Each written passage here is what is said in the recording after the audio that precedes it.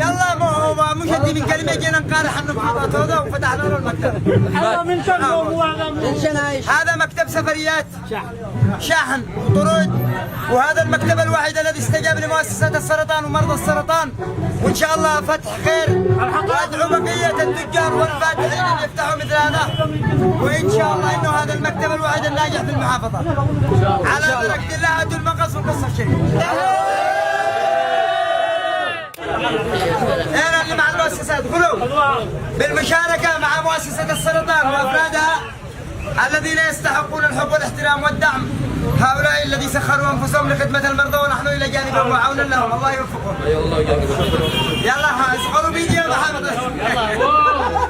بسم الله. يلا بسم الله. بسم الله. يا الله على بركه الله.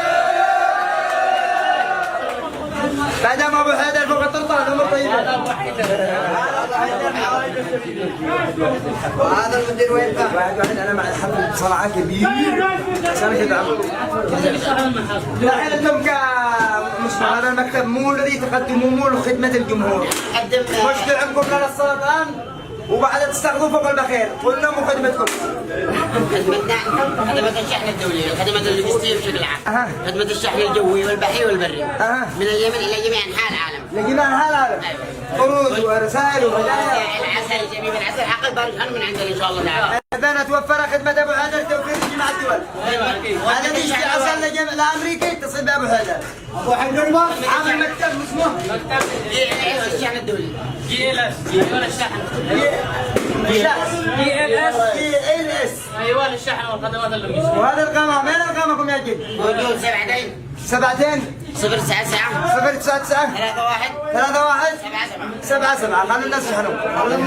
يلا ها. على بركة الله. الناس تقطعوا أبو حيدر، الله أكبر عليهم. قتلوا بالسلام. يا عزيز. صح كده بالصح. ايوه الله بالسلام. الكمبيوتر.